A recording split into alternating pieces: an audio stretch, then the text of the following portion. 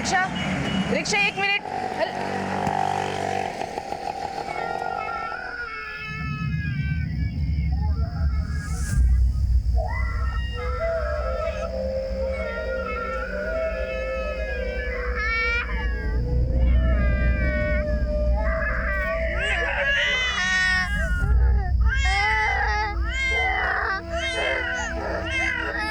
डरो नहीं, डरो नहीं।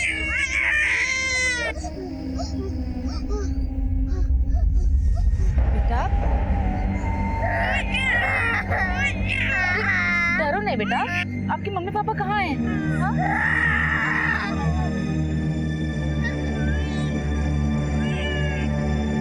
कोई है? बेटा आप चलो मेरे साथ। हाँ आओ मेरे साथ आओ आप।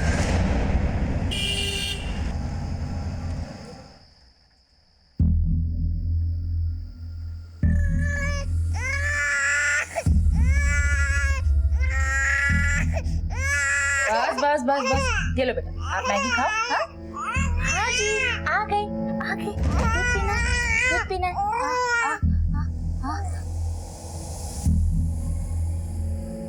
बेटा आप नूडल्स खा ही नहीं रहे हो, मैं खिला दूं? बस बस बस बस।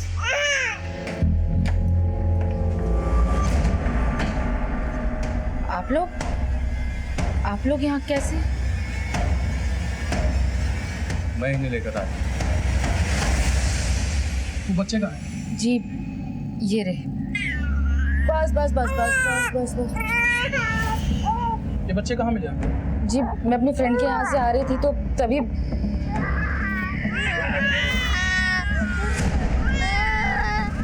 सर मैंने बहुत आवाज दी, लेकिन फिर क्या करती, बारिश होने वाली थी, मैं भी भीगती और बच्चे भी भीग जाते, इसलिए यहाँ ले आई। सोचा पहले कुछ खिला दूं, फिर आपको फोन करने ही वाली थी मैं। आपको खिला दिया ना?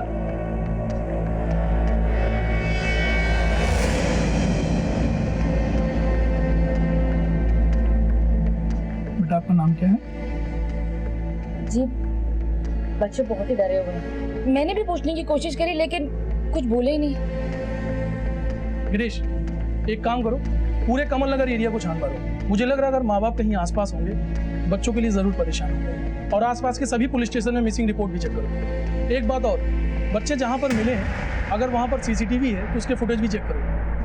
अब बच्चे को तैयार कर दीजिए, हम लोग इसे किसी एनजीओ में शिफ्ट कर देंगे। एनजीओ क्यों? आप हमें यही रहने दीजिए ना हमारे पास। अब मैं एक बैंक की एम्प्लॉय हूँ, आप मुझ पर ट्रस्ट कर सकते हैं। ठीक है, वैसे भी हमें किसी एनजीओ के बारे में पता करने में थोड़ा टाइम लगेगा, तब तक आप बच्चों को अपने पास रख सकते हैं। थैंक यू साहब, जल्दी पता लगाइएगा, मुझे आपके फ़ोन का इंतजार रहेगा। जी बिल्कुल। ये तस्वीर में कौन है? ये हमारी बेटी है, स्कूल के स्विमिंग पूल एक्सीडेंट में। I am so sorry. आप लोग एक बार पुलिस स्टेशन आ जाइएगा, एफआईआर दर्ज कर लेंगे। Thank you. जी चलो जी सर। नीता, ये तुम ठीक नहीं कर रही हो। ठीक तो तुम नहीं कर रहे हो रंजन।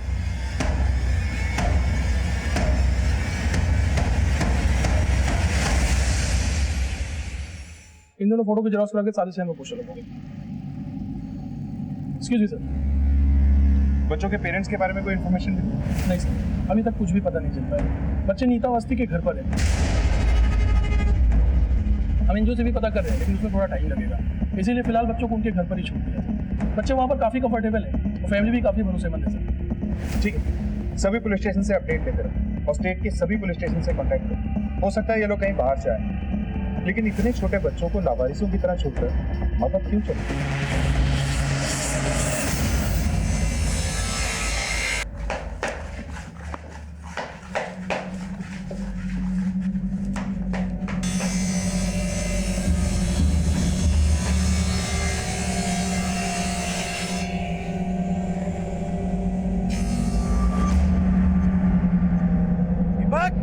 दीपक, ठीक है?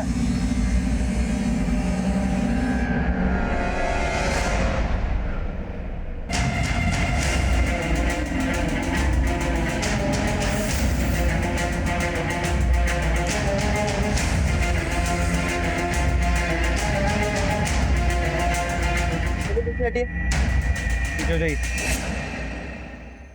दुकान आपकी है और आपको नहीं पता कि ये बॉक्स कहाँ से है? साहब देवी माँ की कसम हमको कुछ नहीं पता साहब। दुकान खोलते कितना बजे?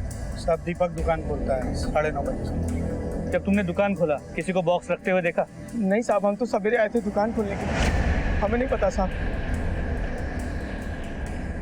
आप लोग पीछे हो जाइए प्लीज।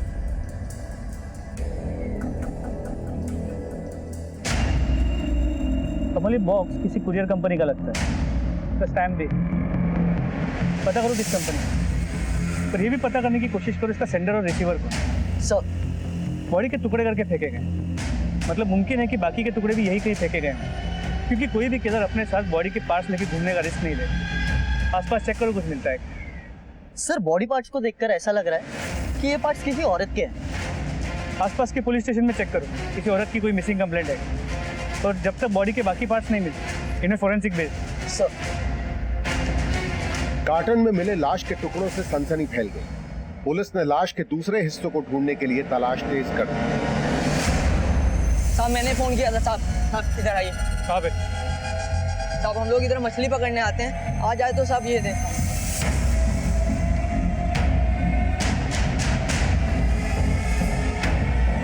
इस कार्टन को बाहर निकाल।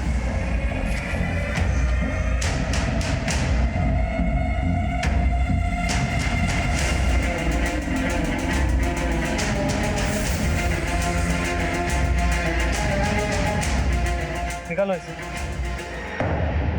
लगता है उसी बॉडी का टुकड़ा है जिसके टुकड़े हमें कल उस कारपेंटर के शॉप में मिले। सर, लेकिन सिर नहीं मिला। जब तक सिर नहीं मिलता बॉडी पहचानना मुश्किल है।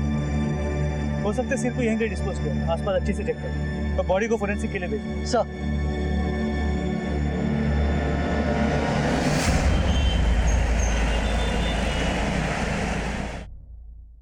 हमारी बेटी रीमा की खबर मिली साहब? देखिए, हमने आपकी बेटी की तस्वीर हर जगह भेजी है, अभी तक कोई इन्फॉर्मेशन नहीं मिली है। हो सकता है वो अपनी प्रेमी के साथ भागी है। हमारी बेटी ऐसी नहीं है साहब, हम तो ये सोच सोच कर डर रहे हैं कहीं उसके साथ कुछ गलत न हुआ हो। देखिए, हम पूरी कोशिश कर रहे हैं, जैसे इन्फॉर्मेशन मिलेगी वैसे हम खबर करेंगे आपको। ठीक है, आप लोग जा सकते हैं।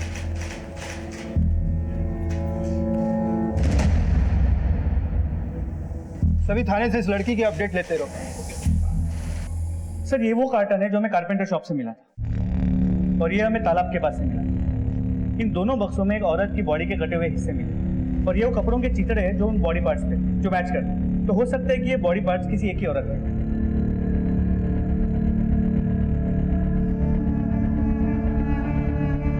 सिंह, ये देखिए, दोनों कार्टन्स पे जो टेप है उस पे कोई मार्किंग है जो एक ही तरह की।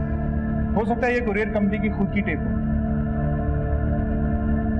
ये मार्किंग थोड़ी मिटी हुई है, लेकिन ये नंबर थोड़ा क्लियर है। इस नंबर को हर एक कुरियर कंपनी में भेजो। हो सकता है इन कार्टन्स का राज खुल जाए। जी सर। पुलिस को लाश के टुकड़े कार्गो कार्टून बॉक्स में मिले थे और केवल इतनी सी लीड से पुलिस ने हजारों कुरियर कंपनीज को खंगालना शुरू किया। चौहान, बच्चों ने कुछ बोला? नहीं सर, मैं वहीं से आ रहा हूँ, लेकिन अभी तक कुछ भी नहीं बताया। ठीक है, उनसे पूछताछ करते रहो, जैसे कुछ बोले मुझे इन्फॉर्म करो। सर, कार्टन में जो बॉडी के टुकड़े मिले उन पर एक कपड़ा था जिस पे ये टैग है। इस टैग की हालत काफी खराब है। एक मिनट।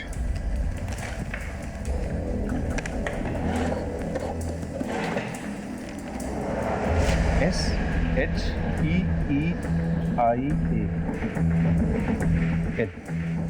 SHEEL। सिंह, ये आई नहीं एल हो सकता, यानी शीला।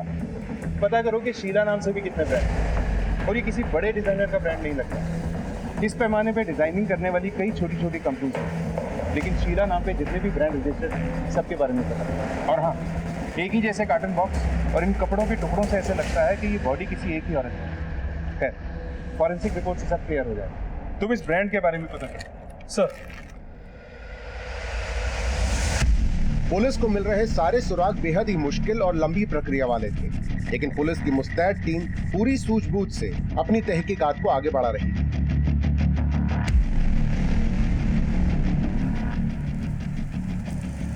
जी हाँ, ये लेबल तो हमारा ही है और ये गारमेंट हम बहुत लोगों को सप्लाई करते हैं।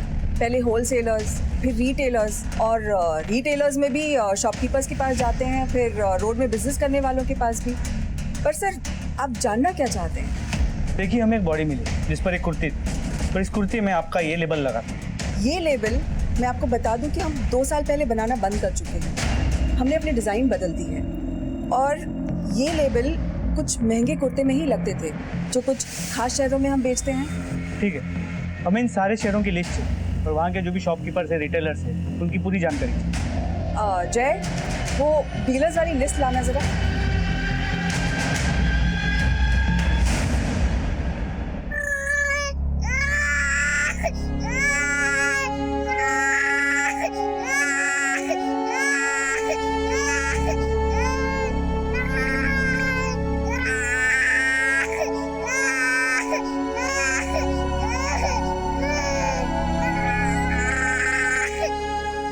सर, उन दोनों कार्टन्स में जो बॉडी के टुकड़े मिले उनकी फोरेंसिक रिपोर्ट। सर, रिपोर्ट से पता चला है कि वो सभी टुकड़े किसी एक ही औरत की बॉडी के थे जिसकी उम्र करीब 30 साल हो। और वो कपड़े के टैग से कुछ पता चला? सर, हमने करीब 55 दुकानें और 350 डीलर्स को शॉर्टलिस्ट किया, जहाँ से शायद उस कुर्ती को खरीदा गया। और उन कार्टन बॉक्स के बारे में कुछ पता? सर, उस कार्टन पे जो लेबल था और जिस टेप से उसे बांधा गया उस पर अरेबिक में लिखा। मतलब ये कोरियर कंपनी इंटरनेशनल कोरियर में भी डील करती है? जी सर। सर, हमने करीब 90 कुरियर कंपनी से बात की, पर फाइनली एक कंपनी ने बताया कि इस कंसाइनमेंट को उन्होंने हैंडल किया। उनका नाम है लोडेड कुरियर्स। इस कोरियर कंपनी में जाके इन बॉक्सेस के बारे में पता कर। जी सर।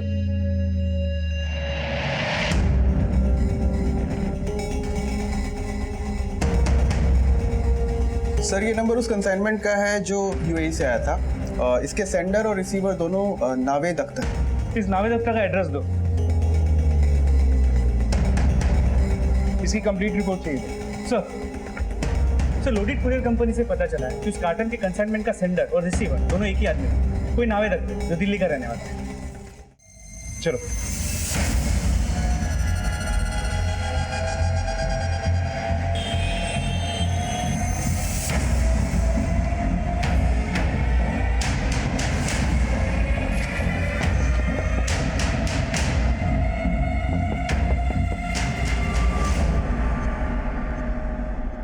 जी कहिए सर। इस कार्टन को पहचानते हैं? हाँ सर, इन कार्टन्स में हमारा सामान आया था। कहाँ से? दुबई से। सर, हम लोग दुबई में रहते थे, कुछ ही दिन पहले हम इंडिया वापस आ गए। कितने कार्टन्स थे ये? I think 12। नहीं सर, 12 नहीं, 14 कार्टन थे। हाँ सर, 14 थे। लेकिन अभी तो तुमने कहा 12 थे। सर, क्या है ना कि याद नहीं रहा। वैसे पैकिंग की सारी जिम्मेदारी इन्होंने संभाल रखी थी। मैं तो अपना बिजनेस रैप अप करने में मशगूल था सर। क्या बिजनेस था तुम्हारा? ट्रेडिंग कमीशन का। इन कार्टन्स का क्या किया आपने? दिखाइए हमें। ये रहे सर। ये तो सिर्फ 8 है, अपने 14 गए। खाली कार्टन्स थे सर, होंगे कहीं यहाँ वहाँ। यहाँ वहाँ तो हुए हैं, लेकिन लाश के टुकड़ों के साथ। अब अपने दिमाग पे भरपूर जोर डाल के हमें बताओ कि वो कार्टन्स कहाँ हैं, या फिर लॉकअप में ले जाके याद दिलाने में मदद करें हम तुम्हारी। याद आया सर, हमने कुछ कार्टन्स हमारी काम वाली बाई को दिए। उसने कहा था कि उसे घर का सामान रखने के लिए जरूरत है। उसका नाम और एड्रेस है ना सर? सबका नाम, एड्रेस, फोन नंबर सब लेकर रखा है। ये पास ही में 4 मकान छोड़ के रहती है। इस एड्रेस पे जाके वेरीफाई करो। सर, इन सालों से यहाँ रह रहे हैं, अल्लाह के करम से कभी पुलिस नहीं आई घर। पता नहीं मैडम ने क्या कर दिया। साहब, मेरे पास सामान रखने के लिए सूटकेस नहीं था, इसलिए मेम साहब से ये बक्से मांग लिए। ये तो 3 बक्से, बाकी के 3 का? मेम साहब ने तो मुझे ये 3 बक्से दिए। तुम्हारी मेम साहब नहीं कहा, सारे बक्से तुम्हारे पास। अल्लाह खैर करे साहब, हमारे पास बस 3 ही बक्से हैं। मेम साहब झूठ बोल रही है। आपके 14 कर्टन्स में से 8 आप ही के घर, 3 आपकी नौकरानी के, बचे हुए 3 का है। बोलो। मैं बताता हूँ। 3 कार्टन्स में तुमने बॉडी को ठिकाने लगाया था, जिनमें से 2 हमें मिल चुके हैं। अब बताओ। हाँ सर, याद है सर। दुबई से इंडिया पहले मैं आया था और 1 हफ्ते बाद मन्नत आई थी, और यहाँ आने के बाद मानेसर में मेरा एक पुराना मकान है सर, उस मकान में कुछ पुराना सामान और ना इस्तेमाल होने वाला सामान उन्हीं कार्टून्स में पैक करके रखा था।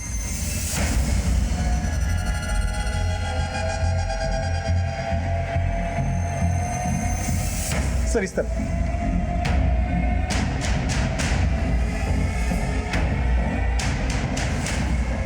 यहाँ तो ताला लगा है। चाबी है मेरे पास। खोलो।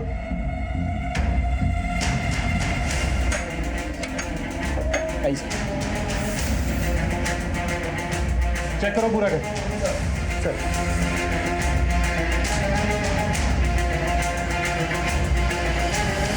सर यही सब सामान कार्टून्स में रखा था। सामान तो ही पड़ा है, कार्टून्स में नजर नहीं आ रहा। सर अंदर कुछ नहीं मिला। सर मैंने घर किराए पे दिया था, लगता है घर छुट्टी चले गए बिना बताए। नंबर है उसका? है ना sir? Wajid Khan. Number note करो। सर अनुज। 2-3 दिनों से देखा नहीं साहब। काफी शरीफ थे, उनके तो बच्चे भी। सर जिस गैराज में हमारी ससुर जी की गाड़ी काम के लिए जाती है ना, वहाँ एक हिमायत नाम का आदमी है, उसको अक्सर वहाँ आते हुए देखा है। हिमायत कर सर, वो मस्जिद वाली गली में, किसी से भी पूछ।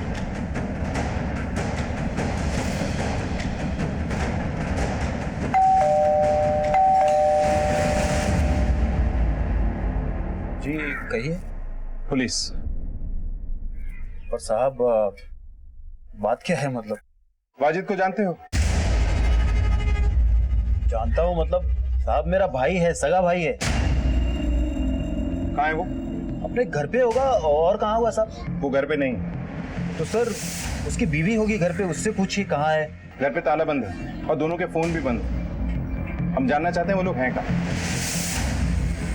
मेरा एक बड़ा भाई है इम्तियाज साहब, मैं उससे फोन करके पूछता हूँ कि शायद उसे मालूम हो साहब।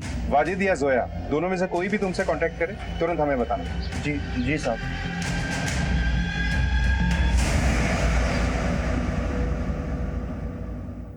हाँ जी, हाँ जी, क्या बात है? हाँ, ये मम्मा वाली किसी है ना, है ना?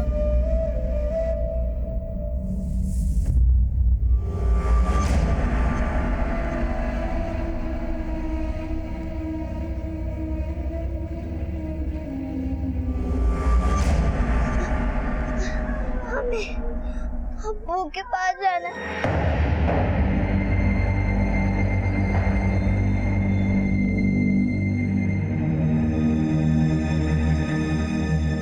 किसके पास जाना है बेटा? हमें अब्बू के पास जाना है।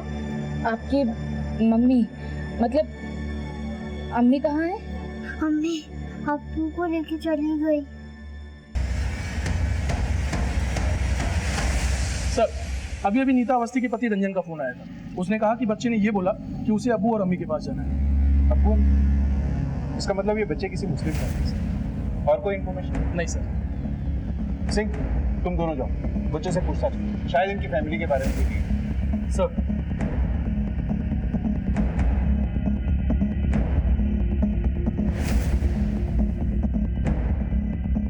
बेटा तुम्हारे स्कूल का नाम क्या है?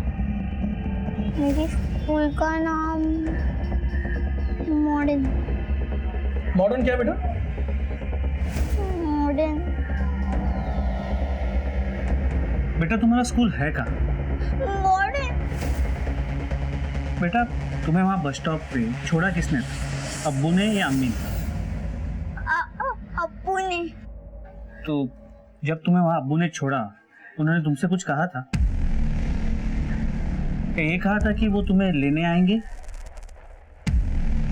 सर रहने दीजिए ना, वो परेशान हो रहा है। Madam please. बेटा तुम्हारे अब्बू ने क्या कहा था? उन्होंने कहा था कि परी का ख्याल रखी और कोई लेने के लिए आ जाए तो उसके साथ चले जाना।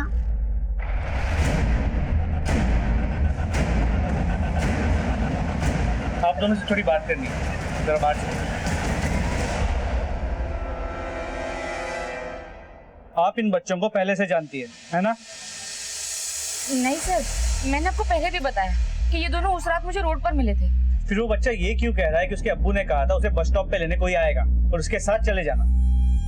मुझे नहीं पता था, हो सकता है सच में इन्हें कोई लेने आने वाला हो। लेकिन ये भी हो सकता है उन्हें लेने आप ही जाने वाली थी और उसके अब्बू ने आपको पहले से बता दिया।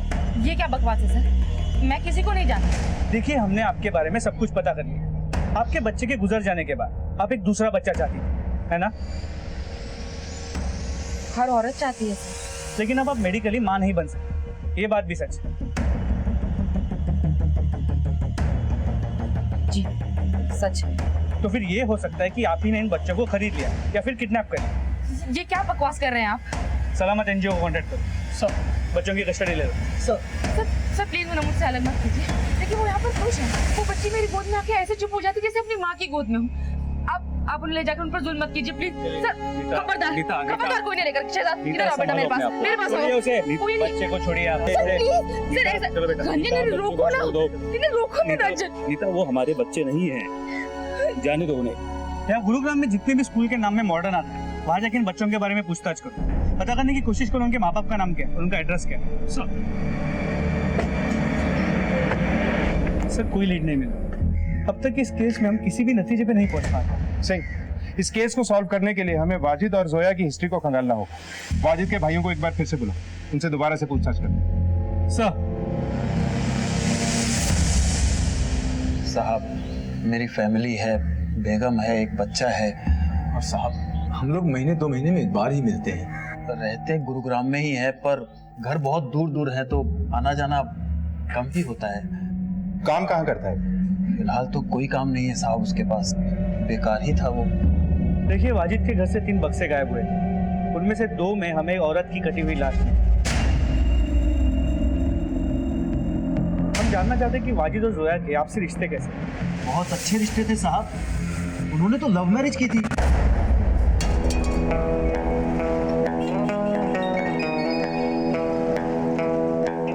तुम्हें पता है ना जोया तुम क्या कर रही हो? अगर मैंने घर छोड़ा है तो तुमने भी तो अपना घर छोड़ा है। हाँ जोया, लेकिन फिर भी। वाजिद अब लेकिन की कोई गुंजाइश नहीं है। तुम्हें पता है ना कि मेरे घर वाले कभी भी हम दोनों को एक्सेप्ट नहीं करेंगे। और मेरे भैया तुम जानते हो ना कितने कट्टर हैं, उन्हें पता चलेगा ना तो हम दोनों को जान से मार देंगे। मैं तुम्हें बहुत खुशियां दूंगा। 5 साल पहले हमारे घर आए थे साहब। अस्सलाम वालेकुम भाईजान। अरे वालेकुम अस्सलाम वाजिद मियां, अचानक? बस ऐसे ही आ गया था। ये भाईजान ये जोया है, अपने ही गांव की है। हम दोनों घर से भाग कर आए।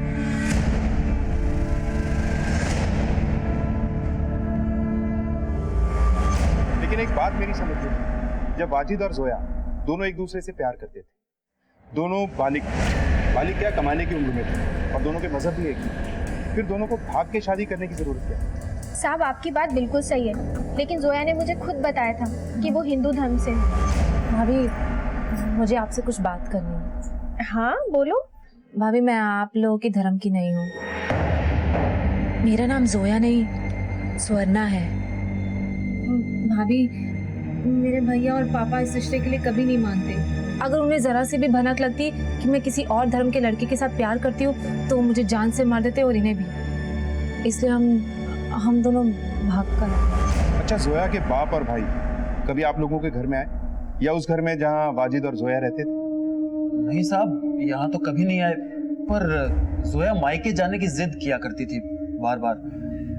रिश्ते ऐसे थोड़ी टूट जाते हैं साहब। आप लोगों ने आखिरी बार उन दोनों को कब देखा? सब जोया कुछ दिन पहले घर आई थी। भाभी इसमें मैंने बच्चों का सारा सामान रख दिया है, मैं कल बच्चों को ले जाऊंगी अपने साथ। जोया क्या बात है, तुम इतनी उदास क्यों लग रही हो? सब ठीक तो है ना? नहीं भाभी कुछ भी ठीक नहीं है। इनकी नौकरी चली गई है, घर में पैसों की बहुत दिक्कत है। मैंने इन्हें 1000 बार समझाया कि मेरे घर से पैसे मंगवा लेते, लेकिन ये इतने खुददार है कि पैसा मंगवाना ही नहीं चाहते। लेकिन जोया तुम्हारे भाई ने तो तुम्हें माफ नहीं किया है ना? मैं उन्हें मना लूंगी भाभी। खैर मैं इन दोनों को छोड़कर जा रही हूँ। मैंने एक जगह नौकरी के लिए अप्लाई किया है, शाम को इंटरव्यू है। खुदा ने चाहा तो ये नौकरी मिल गई तो सब ठीक हो जाए। साहब अगले दिन आके वो बच्चों को लेके चली गई और उसने ये भी बताया कि उसका इंटरव्यू बहुत अच्छा हुआ है। सर बच्चे ने मॉडर्न नाम की जिस स्कूल की बात करी थी उसका पता चल गया। ये रही उसकी डिटेल्स। बच्चे के बाप का नाम वाजिद खान और माँ का नाम जोया खान है।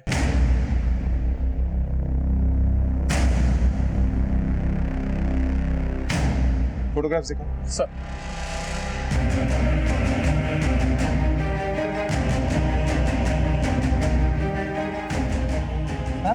ये दोनों वाजिद के बच्चे हैं, मगर हुआ क्या है साहब? दरअसल इन बच्चों को किसी ने रास्ते पे छोड़ दिया था। अब ये सलामत नाम के एनजीओ में, जब तक वाजिद और जोया मिल नहीं जाते, इन बच्चों को हम आप लोगों के पास छोड़ देंगे। साहब मेहरबानी करके ऐसा मत कीजिएगा। हमें मालूम नहीं है कि वाजिद और जोया कहाँ है इस वक्त। अल्लाह ताला उन्हें सलामत रखे। अगर उन्हें कुछ हो गया तो साहब हम उनके बच्चों की परवरिश नहीं कर पाएंगे। ठीक है, मुझे वाजिद का अजमेर का एड्रेस चाहिए और जोया के पेरेंट्स का भी। और हाँ, हमारी इजाजत के बिना आप लोग इस शहर छोड़ के जाने की सोचना नहीं। और जो कुछ भी तुमने मुझे बताया उसमें से जरा सा भी झूठ हुआ तो अंजाम तुम लोग जानते हो। ठीक है, तुम लोग जा सकते हो।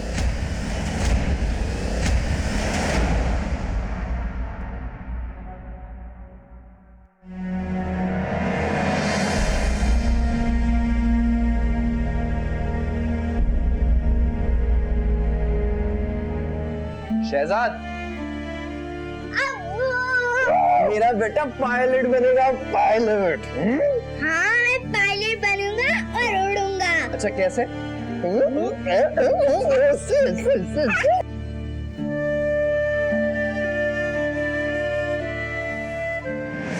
ठीक है, इस बारे में पूरी डिटेल्स मुझे दो।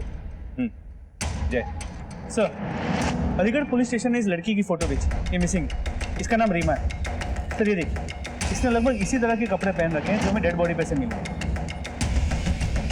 ये महज एक इत्तेफाक हो सकता है, लेकिन ये भी हो सकता है कि मरने वाली लड़की यही है और ये दोनों केसेस बिल्कुल अलग हैं। You're right। लेकिन सबसे पहले हमें यह पता लगाना होगा कि ये मरने वाली लड़की कौन है। इसे पहचानना मुश्किल है, क्योंकि बॉडी का कटा हुआ सर अभी तक हमें नहीं मिला और कातिल ने जानबूझकर लाश के टुकड़ों को दूर दूर फेंक दिया था ताकि हम कभी भी उस तक ना पहुंच पाए। लेकिन सवाल अब भी कई है। एक ये कि अगर ये मरने वाली लड़की ये रीमा है तो सवाल ये है कि इसे किसने मारा होगा, क्यों, तो इसका वाजिद से क्या कनेक्शन है। और अगर ये जोया है तो जोया और उसके पति को जोया के बाप और उसके भाई से जानकर खतरा था। तो कहीं ऐसा तो नहीं कि वाजिद को भी मार दिया गया, या ये भी हो सकता है कि वाजिद ने ही इन दोनों में से किसी एक लड़की को मारा और कहीं भाग गया। और अभी हम सिर्फ डीएनए टेस्ट से पता लगा सकते हैं कि ये बॉडी जोया की है या रीमा की। सही कह रहे हो। एक काम करो, चौहान को बोलो कि उन बच्चों का ब्लड सैंपल लो और इस रीमा के माँ बाप का भी ब्लड। और तुम ऐसा करो कि एक टीम लेके अजमेर जाओ, वहां की लोकल पुलिस से मदद लेकर जोया और वाजिद के बारे में बताओ। सर, अलीगढ़ पुलिस से मिले नए सुराग से पुलिस और भी उलझ गई थी। अब इस केस के तार बाहरी इलाके से जुड़ गए थे। जोया और वाजिद कहाँ थे? नीता को बच्चों का मिलना क्या महज एक इत्तेफाक था या कोई राज? पुलिस ने अपनी जांच टीम बढ़ा दी थी जो दिन रात इस गुत्थी को सुलझाने में लगी थी। मतलब है वाजिद यहाँ नहीं है? जी हाँ, वाजिद जिससे इस घर से गया उसने अपनी शक्ल तक नहीं दिखाई। उस लड़की का भाई जब देखो मुंह उठा के आता है और हमें धमका के चला जाता है। मेरी बहन स्वर्णा कहाँ है? कौन स्वर्णा? तेरा जो कमीना बेटा है ना वाजिद, वो मेरी बहन को भगा के ले गया है। वाजिद ऐसा नहीं कर सकता। पूछ अपनी इस बेटी से, इसे सब कुछ मालूम है। उन दोनों को तो मैं ढूंढ के मार ही दूंगा। अगर तुझे पता है तो मुझे सच सच बता दे, वरना एक दिन तेरी इस बेटी को उठा के ले जाऊंगा। वाजिद अच्छा हुआ नहीं आया, आता तो मारा जाता। साहब आना चाहता था। मतलब? जोया से शादी के बाद उन्होंने फोन किया था मुझे। सुहाना आपा, तुम कहाँ चले गए हो वाजिद? वापस आ जाओ। मैं जल्दी लौटूंगा। सुहाना फोन दे, फोन दे मुझे। वाजिद, इस बीवी से कहो कि अपने उस कमजोर भाई को समझाए जो आए दिन घर में आकर धमकियां देकर जाता है, मेरी नापा की इज्जत लूटने की बात करता है। आखिरी बार वाजिद से कब बात हुई? करीब 20-25 दिन पहले। बहुत परेशान थे, बता रहे थे उनकी नौकरी चली गई। वाजिद के घर से कुछ बक्से गायब हुए थे, उनमें से एक में हमें एक लड़की की लाश मिली। हो सकता है वो जोया हो, पर वाजिद का भी कुछ पता नहीं चला। ये भी नहीं पता कि वो जिंदा है या नहीं। वाजिद का किसी रीमा नाम के लड़की के साथ संबंध था। अल्लाह मेरे भाई भाभी की जोड़ी सलामत रखे। अरे वो तो किसी दूसरी औरत के साथ ताल्लुक रखने का सोच ही नहीं सकते। अब उनके बच्चे कहाँ हैं सर? उनके बच्चे फिलहाल एक एनजीओ में। अगर आप लोग उन्हें अपनाना चाहते हैं तो आप लोग अप्लाई कर सकते हैं।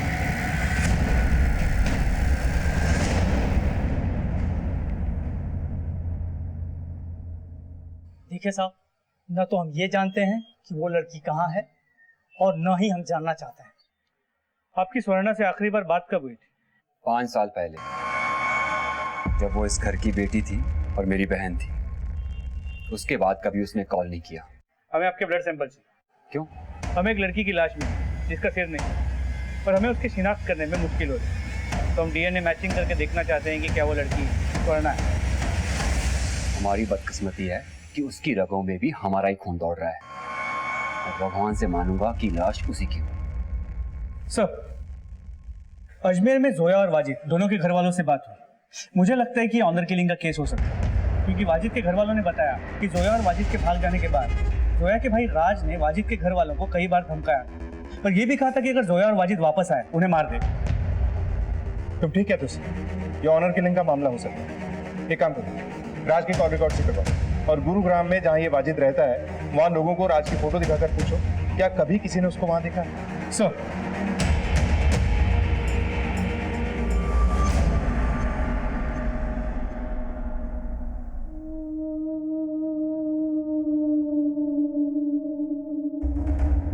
ये कपड़े तो मेरी बेटी के हैं साहब। आप लोगों को पूरा यकीन है कि ये कपड़े आपकी बेटी की? मुझे आज भी वो दिन याद है जिस दिन वो ये कुर्ती खरीद कर लाई थी। बहुत अच्छी है, तुझमें बहुत खिलेगी। देखिए, हमें एक लड़की की कटी हुई लाश मिली। ये कपड़े उसी लाश पर से। इस बात को कंफर्म करने के लिए हमें आप लोगों का ब्लड सैंपल चाहिए। डीएनए मैच होगा तो ये बात कंफर्म होगी कि वो लाश आपकी बेटी रीमा की है। सर, आपने सही कहा। जोया के भाई राज की मोबाइल की लोकेशन 27 अगस्त और उसके 1-2 दिन बाद यहाँ गुरुग्राम में वाजिद के घर के आसपास की रही है। सर, ये देखिए। इस राज को उठाओ और सख्ती से पूछताछ करो। सर,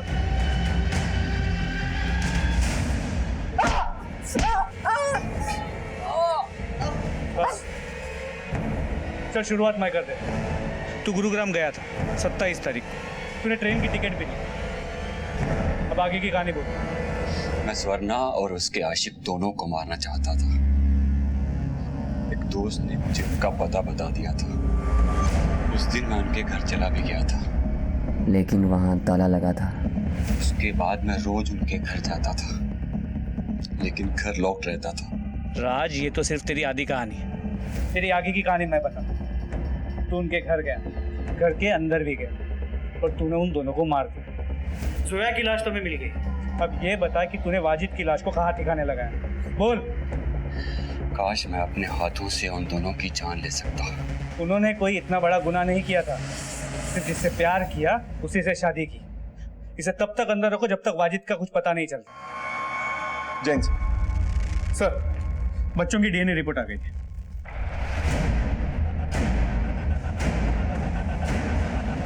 सिंह, मुझे 27 अगस्त की इन तीनों की पूरी डिटेल चाहिए।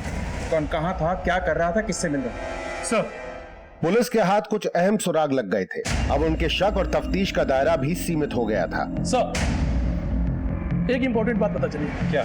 हत्या वाली रात यानी 27 अगस्त को हमें जिस जिस जगह लाश के टुकड़े मिले थे, हर उस जगह पे एक टेम्पो को देखा गया सर। हमने टेम्पो के मालिक का पता भी लगा लिया। ये रही उसकी डिटेल्स। सर, रीमा की लीड मिली। उसका फोन अभी स्विच ऑन हुआ था। लगता है इस केस से बहुत जल्द पर्दा उठने वाला है, क्योंकि हमारी हरकत को देख के हत्यारे भी हरकत में आएंगे और कोई ना कोई गड़बड़ जरूर करेंगे। सब पे नजर बनाए रखो। और चौहान, इस टेम्पो के मालिक को उठा के लाओ और तुम रीमा को ट्रैक करो।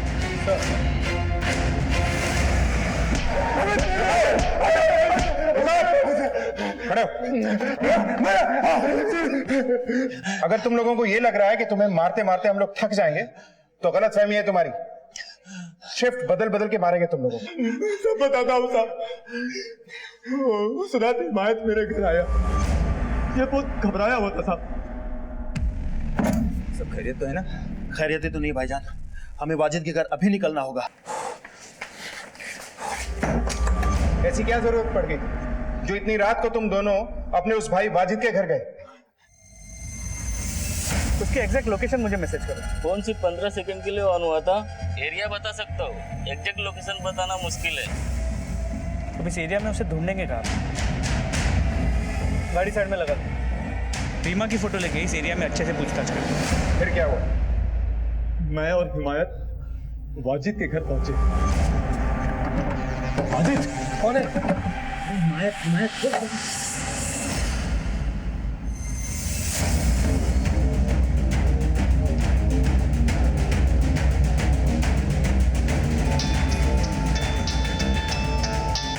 हाँ बोलो सर, उसने अभी फोन ऑन किया है। इसके पहले कि उसका फोन स्विच ऑफ हो जाए उसका लोकेशन ट्रेस करो, इमीडिएटली भेजो मुझे।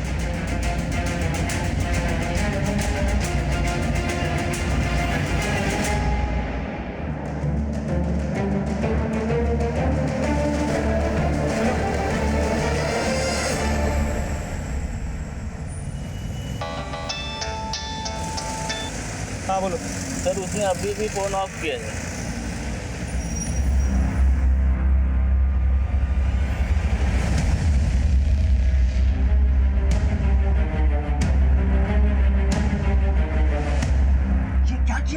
मेरे पास और कोई रास्ता नहीं था भाईजान। पागल हो गए यार। बच्चे अंदर सोए, कैसे भी करके इसको ठिकाने लगा देते। भाईजान मुझे जेल नहीं जाना है, प्लीज प्लीज मुझे बचा लीजिए।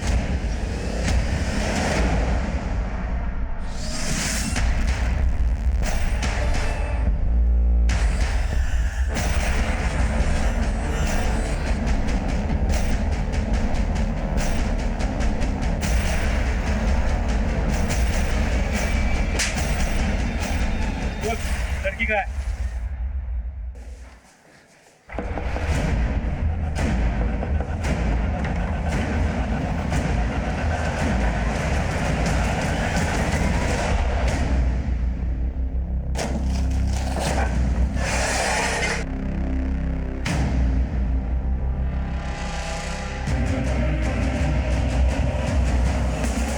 साहब, लाश को ठिकाने लगाने के लिए मैंने और हिमायत ने सिर्फ वाजिद की मदद की, हमने किसी को मारा नहीं साहब। भाईजान सच कह रहे हैं। तुम लोगों ने एक मुजरिम का साथ दिया, पुलिस से बात छुपा के इन्वेस्टिगेशन को गुमराह किया। देखते जाओ तुम लोगों पे कितनी दफाई लगेगी। तब तक तुम्हारे उस लाडले भाई से पूछते हैं कि आखिर हुआ क्या था। साहब साहब साहब Singh, sir please please please मत मारिए। चल बोल, ये सब क्यों किया? वरना उल्टा लटका के मारूंगा। सर, मेरी और जोया की शादी हो गई थी। मैं उससे बहुत प्यार करता था। वो दूसरे धर्म के होने के बावजूद उसने हमारे मजहब में अपने आप को बहुत अच्छे से ढाल लिया था। उसके घर की माली हालत भी बहुत बेहतर थी हमसे। और यहाँ मैं 2 वक्त की रोटी के लिए दर दर भटक रहा था। नौकरी ढूंढ रहा था मैं, पर मिल नहीं रही थी। मैंने जोया से जो भी वादा किया था वो मैं पूरा नहीं कर पाया था, इसलिए दिन ब दिन वो गुस्सा हो रही थी मेरे ऊपर। वाजिद, सिर्फ प्यार मोहब्बत से घर नहीं चलता। घर चलाने के लिए बहुत सारी चीजें चाहिए होती है। तुम खुद तो काम नहीं करते, कम से कम मुझे तो काम करने दो। हाँ तो करो ना, मैंने कब मना किया तुम्हें? वाजिद, मैं सिर्फ अपने लिए नहीं इस घर के बारे में सोच रही हूँ। अरे यार तो सोचो ना, जाओ प्लीज, मेरा दिमाग खराब मत करो यार। मैं दिमाग खराब कर रही हूँ? मैं दिमाग खराब करूँ कि तुमने मेरा दिमाग खराब कर रखा है? तंग आ गई हूँ मैं इस घर में। रोज रोज की किटकिट की वजह से वो मेरे दिल से उतर रही थी। एक दिन दोस्त की शादी के सिलसिले में मैं चंपारण गया। तब मैंने रीमा को पहली बार देखा था। पहली नजर में मुझे पसंद आ गई थी और मैं भी रीमा को पसंद आ गया। मैं इसे सब कुछ सच सच बताने वाला था, लेकिन मैं डर गया था कि अगर इसे सब कुछ सच सच बता दूं तो ये मुझे छोड़ देगी। इसलिए मैंने एक दिन इसे गुरुग्राम बुला लिया, लेकिन हम दोनों को जोया ने साथ में देख लिया और वो मुझ पर बहुत गुस्सा हुई। वाजिद,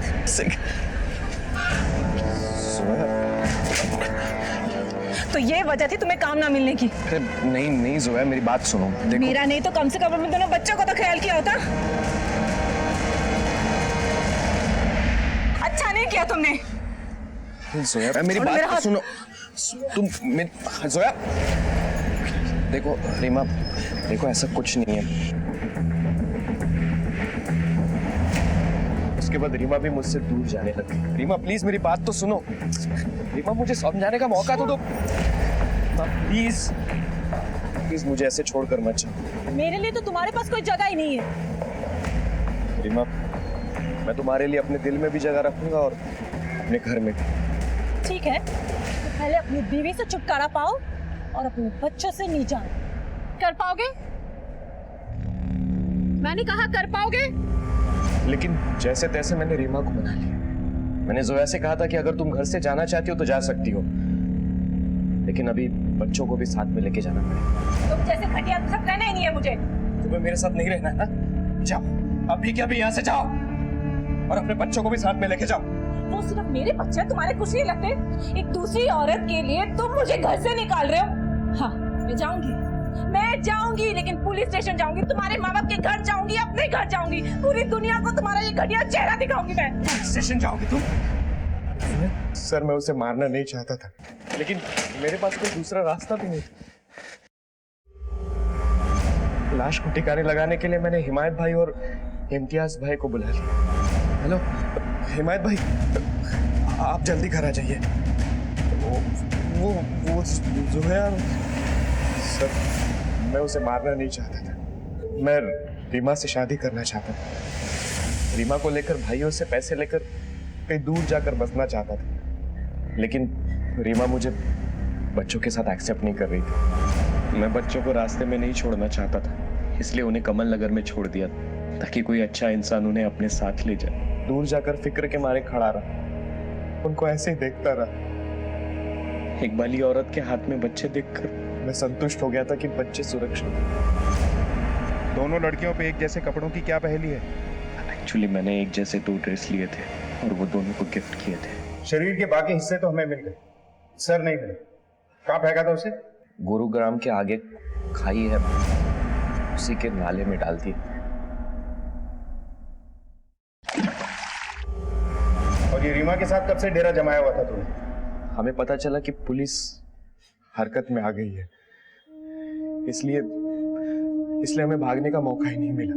सर 2 कश्तियों में सवार होकर मैं डूब गया सर मुझे माफ कर दीजिए, मुझसे गलती हो गई।